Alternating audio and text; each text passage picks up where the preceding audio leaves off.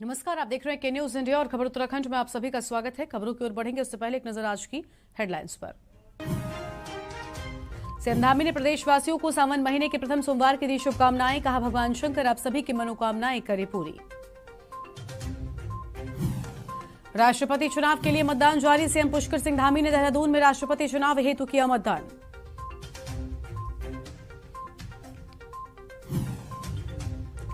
सावन का पहला सोमवार आज देवभूमि के शिवालयों में जलाभिषेक जारी। हर की पौड़ी पर भक्तों की जबरदस्त भीड़। रुड़की के 24 व्यापारी नेताओं ने थामा भाजपा का दामन। मदन कौशिक ने किया व्यापारी नेताओं का स्वागत। उत्तराखंड में फिर से बढ़ने लगा कोरोना के लिए मिले 62 नए संक्रमित। 592 पहुंची सक्रिय मरीजों की संख्या। उत्तराखंड में अगले 3 दिन 7 जिलों में भारी बारिश के आसार। मौसम विभाग ने जारी किया ऑरेंज अलर्ट। आप देख रहे हैं के न्यूज, खबरों का सारथी। और अब रुक करते हैं खबरों की ओर। खबर हरिद्वार से है, जहां पर आधुनिकता के इस दौर में एक और जहां लोग अपने बुजुर्गों को वृद्धाश्रम भेज रहे हैं, तो वहीं दूसरी ओर आज भी कुछ श्रवण कुमार जैसे लोग हैं जो अपने बुजुर्ग माता पिता को कांवड़ यात्रा कराने निकले हैं। जी हां, ये तस्वीर है गाजियाबाद के रहने वाले विकास गहलोत की। विकास अपने माता पिता को कांवड़ पर बैठाकर सैकड़ों किलोमीटर का सफर पैदल ही तय करेंगे। आधुनिकता के इस दौर में अपने बेटे के रूप में श्रवण कुमार को पाकर विकास गहलोत के माता पिता भी काफी खुश नजर आए हैं।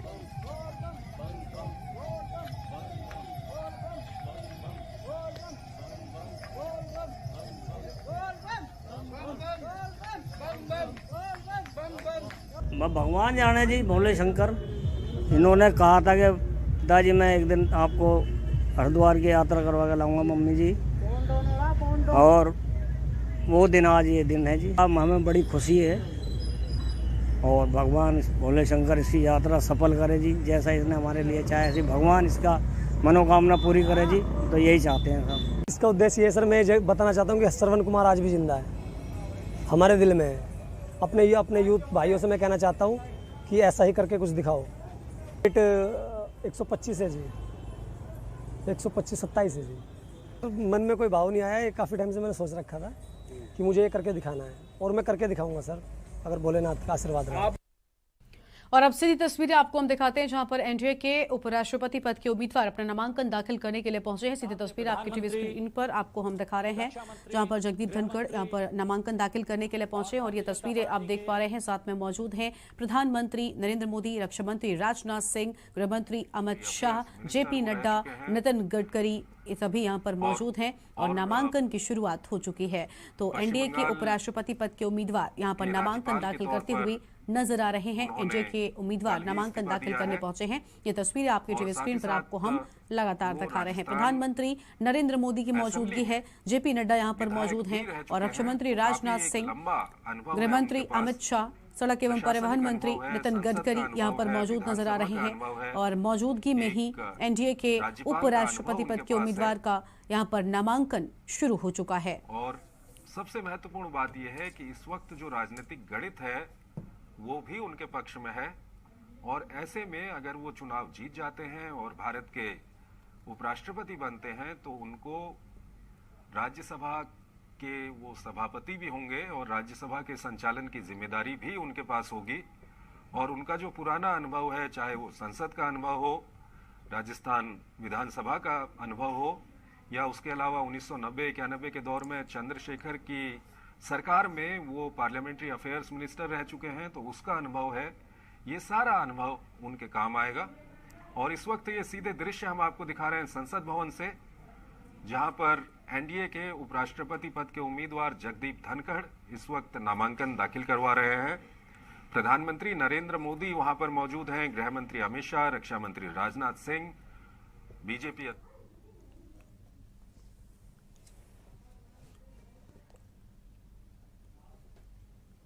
तो एनडीए के उपराष्ट्रपति पद के उम्मीदवार जगदीप धनखड़ ने नामांकन दाखिल कर दिया है। और फिलहाल ये अहम खबर आपको हम बता रहे हैं, जहां पर प्रधानमंत्री नरेंद्र मोदी की मौजूदगी में नामांकन दाखिल किया गया है। तस्वीरें भी आपको हम लगातार दिखा रहे हैं। उपराष्ट्रपति पद का नामांकन दाखिल करने के लिए पहुंचे जगदीप धनखड़ की तस्वीरें हैं। साथ में मौजूद रहे रक्षा मंत्री राजनाथ सिंह, बीजेपी के राष्ट्रीय अध्यक्ष जेपी नड्डा, गृहमंत्री अमित शाह और साथ ही आपको बता दें कि यहाँ पर मौजूदगी नितिन गडकरी की भी देखी गई है। तो तस्वीर आपको हम लगातार दिखा रहे हैं जहाँ पर एनडीए के उपराष्ट्रपति पद के उम्मीदवार का नामांकन यहाँ पर दाखिल हो चुका है। और ये तस्वीर आपके टीवी स्क्रीन पर नितिन गडकरी साथ में मौजूद, अमित शाह, रक्षा मंत्री राजनाथ सिंह और देश के प्रधानमंत्री नरेंद्र मोदी की मौजूदगी उपराष्ट्रपति पद का नामांकन दाखिल करने के लिए पहुंचे।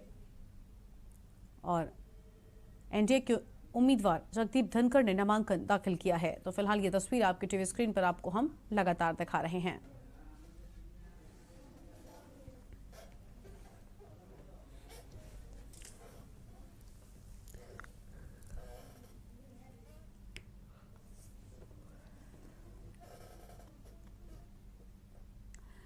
और राजनाथ सिंह, जेपी नड्डा, नितिन गडकरी भी यहां पर मौजूद। एनडीए के उपराष्ट्रपति पद के उम्मीदवार जगदीप धनखड़ ने नामांकन दाखिल किया है।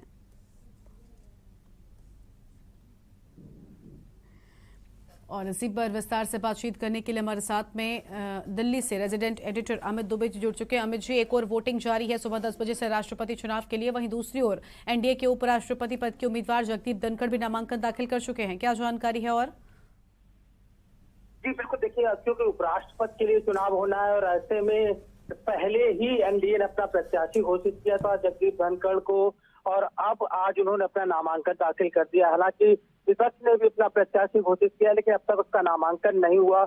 और आज अगर हम जगदीप धनखड़ के नामांकन की बात करते हैं, खुद प्रधानमंत्री न सिर्फ प्रस्तावक थे बल्कि उनके साथ में तमाम वरिष्ठ नेता, चाहे वो बीजेपी के राष्ट्रीय अध्यक्ष जेपी नड्डा की बात करें, नितिन गडकरी की बात करें, तमाम बड़े नेता जो है वो उनके साथ आज नामांकन में मौजूद दिखे।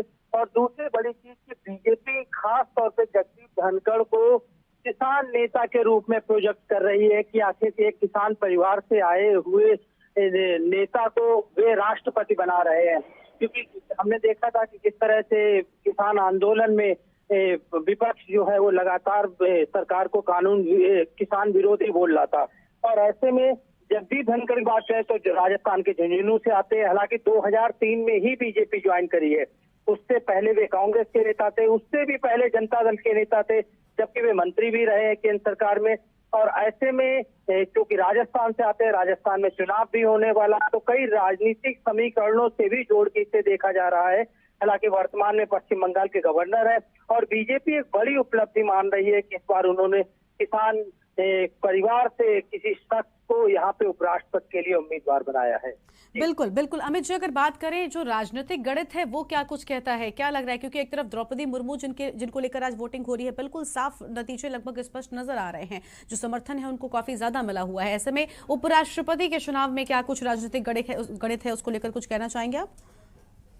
देखिए, अगर लोकसभा में बात की जाए तो बीजेपी के पास स्पष्ट बहुमत है। राज्यसभा में सबसे बड़ी पार्टी बीजेपी है और तमाम सहयोगी दल जो है वो बीजेपी के साथ दिखाई पड़ रहे हैं। और ऐसे में जिस तरह से राष्ट्रपति चुनाव में बीजेपी मजबूत स्थिति में दिख रही थी द्रौपदी मुर्मू को लेकर, उसी तरह यहाँ उपराष्ट्रपति के चुनाव में भी बीजेपी मजबूत स्थिति में फिलहाल दिखाई पड़ रही है। विपक्ष में पहले कहा जा रहा था कि आम सहमत से कोई प्रत्याशी तय होगा, लेकिन जब बीजेपी ने प्रत्याशी घोषित किया तो उसके बाद विपक्ष की बैठक जो है वो खासतौर शरद पवार के घर होती है और उसके बाद मार्गरेट अल्वा को विपक्ष की तरफ से उपराष्ट्रपति का उम्मीदवार बनाया जाता। लेकिन सबसे बड़ी चीज है कि विपक्ष भी एक संदेश देना चाहता है कि भले ही आपके पास बहुमत हो, आपकी मजबूत स्थिति हो, लेकिन विपक्ष पूरी तरह से एकजुट है। और खास तौर पे 2024 को लेके विपक्ष आपस में तमाम पार्टियां जो हैं वो खास तौर पे कितनी एकजुट रह पाती है, ये भी एक बड़ा समीकरण है। और इसी वजह से यशवंत सिन्हा के चुनाव की बात करें या अब जो मार्गरेट अल्वा को प्रत्याशी घोषित किया उनके चुनाव की बात करें, इससे ये भी स्पष्टीकरण हो जाएगा कि कौन सी भी पार्टियां हैं जो बीजेपी की तरफ जा सकती है, बीजेपी की तरफ जिनका रुख हो सकता है।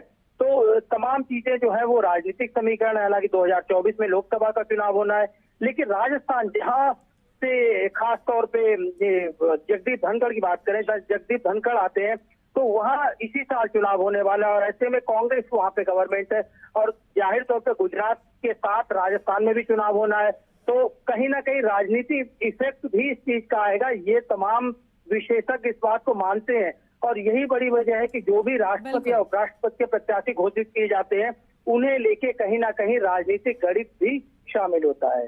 जी बिल्कुल बिल्कुल, बहुत शुक्रिया अमित जी आपका हमारे साथ जोड़ने के लिए और अधिक अपडेट हमारे दर्शकों तक पहुंचाने के लिए। तो राजनाथ सिंह, जेपी नड्डा, नितिन गडकरी की मौजूदगी में यहाँ पर नामांकन दाखिल किया गया है और ये तस्वीरें आपको हम दिखा रहे हैं। प्रधानमंत्री मोदी भी साथ में मौजूद हैं और आपको बता दें कि उपराष्ट्रपति पद के उम्मीदवार जगदीप धनखड़ ने नामांकन दाखिल कर दिया है। एनडीए की ओर से उन्हें उपराष्ट्रपति पद का उम्मीदवार बनाया गया है।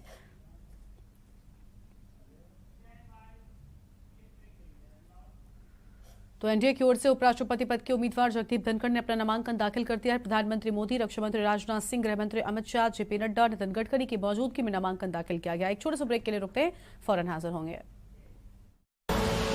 आप देख रहे हैं के न्यूज, खबरों का सारथी। देखें कौन नया खिलाड़ी आया है,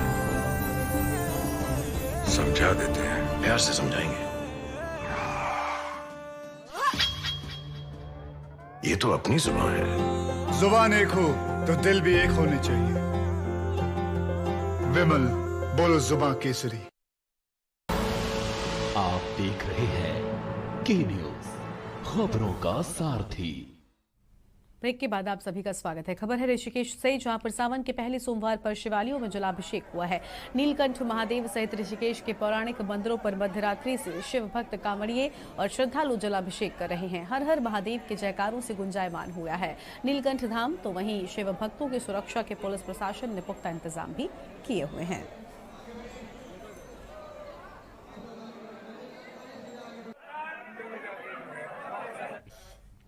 अगली खबर है दिनेशपुर से, जहां पर सावन के पहले सोमवार रामबाग के प्राचीन मंदिर में सुबह से ही श्रद्धालुओं की लंबी कतार में लोग भगवान भोलेनाथ को जल चढ़ाने के लिए एकत्रित हैं। मान्यता है कि 350 वर्ष पुराने शिवजी के इस प्राचीन मंदिर में सच्चे मन से जो कोई मन्नत मांगता है उसकी मुराद जरूर पूरी होती है।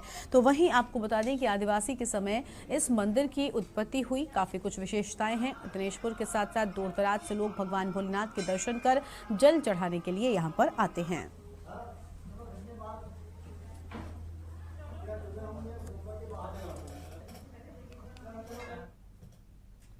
और अगली खबर हरिद्वार से है, जहां पर सावन महीने का आज पहला सोमवार है। सुबह से ही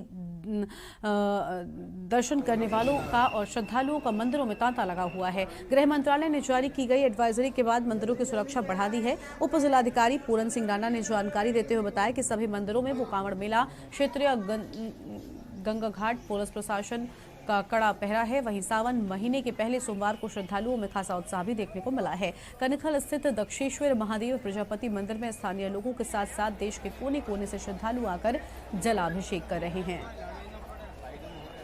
अरे देखिए, श्रावण मास का पवित्र महीना है और भोले का महीना है और इस पवित्र धार्मिक स्थल पे है दक्ष मंदिर पे कनखल में। और सबसे पहले तो श्रावण मास की सभी लोगों को बहुत बहुत शुभकामनाएं और बधाइयाँ। भोले सबके जीवन में खुशियाँ लेके आए, सबके ऊपर आशीष बना रहे। बाकी जो कांवड़ यात्रा भी क्योंकि गतिमान है, बहुत दूर दूर से लाखों करोड़ों श्रद्धालु जल चढ़ाने आते हैं, तो उसके दृष्टिगत दक्ष मंदिर कनखल है और हर की पेड़ी है, जितनी भी अन्य जगह है उसको लेके प्रॉपर प्रशासन के द्वारा तैयारियां की गई है। प्रॉपर पुलिस फोर्स तैनात किया गया है, सेक्टर और जोन में क्षेत्र को डिवाइड किया गया है और हर सेक्टर में जो भी व्यक्ति आ रहा है, कांवड़ यात्री आ रहा है, उसके दृष्टिगत पानी, बिजली, अन्य सभी चीज़ों की व्यवस्थाएं की गई है। सावन का पहला सोमवार है, भक्तों की आस्था देखते ही बन रही है। हरिद्वार एक ऐसा स्थान है जहां से शायद अधिक मात्रा में एक आस्था को लेकर पूरे देश भर के यहाँ श्रद्धालु आते हैं और कांवड़ लेके यहाँ से जाते हैं। और आज पहले सोमवार को एक बड़ी मात्रा में यहाँ श्रद्धालु जा रहे हैं, लेकिन दक्ष प्रजापति मंदिर जहाँ पर भी आज भारी संख्या में श्रद्धालु आए हैं, तो आज मुझे भी सौभाग्य मिला जलाभिषेक करने का। भगवान भोलेनाथ राज्य में समृद्धि दे, देश में समृद्धि दे, सभी को काम करने के लिए हमें भगवान का आशीर्वाद मिले, यही मनोकामना। यात्रा से कुशल संपन्न। दिनेशपुर के दुर्गापुर गांव में आज सर्पदंश से एक गर्भवती महिला की मृत्यु हो गई। मृतका के घर के निर्माणाधीन के चलते दोपहर को महिला के सोते हुए सांप ने डस लिया और परिजनों व गांव वालों ने गांव के ही तांत्रिक को दिखाया। हालत बिगड़ने पर परिजनों के द्वारा चिकित्सालय में महिला को ले जाया गया, जहां पर डॉक्टरों ने महिला को मृत घोषित कर दिया है। इस दौरान सांप पकड़ने वाले व्यक्ति को बुलाया गया। सांप का रेस्क्यू कर अपने कब्जे में लेकर जंगल में रिलीज किया गया है।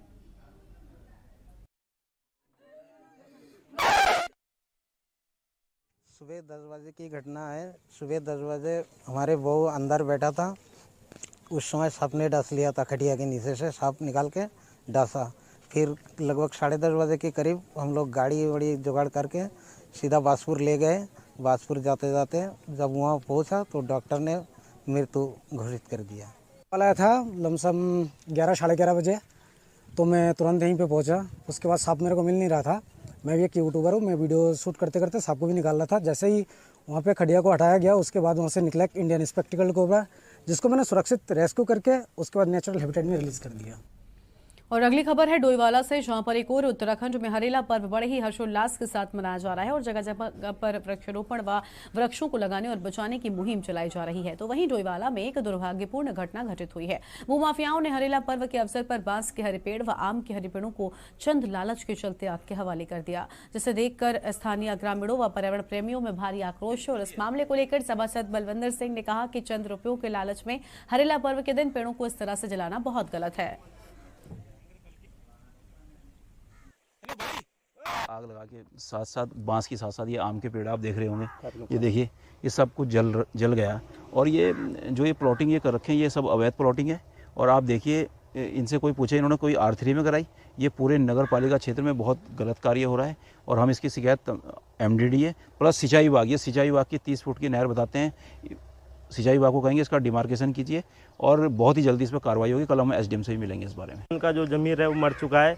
जो हमारे यहाँ के भू माफिया है, जो बाहर से आके प्रॉपर्टी डीलिंग कर रहे हैं, उन्होंने यहाँ पे पहले ये ज़मीन ली और उसके जो ग्राम समाज की जो कोना था, जो नहर की जो जगह थी, उस पर इन्होंने एक पेड़ था जो कि बांस का था और उसे काट के और उसको साइड में करके उसमें आग लगा दी। वो भी कब जो हरेला पर्व था।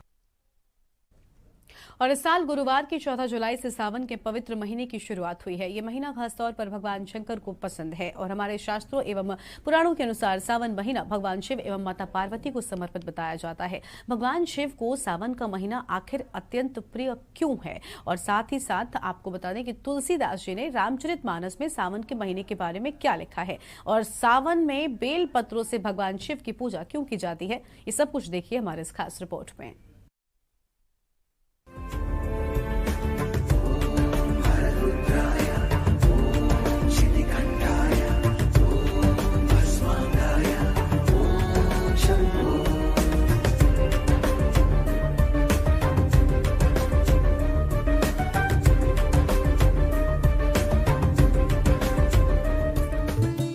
श्रावण मास वर्षा एवं हरियाली का समय होता है और यह अति मनमोहक समय। और खबर उत्तराखंड में आज बस इतना ही। आप देखते रहिए के न्यूज़ इंडिया।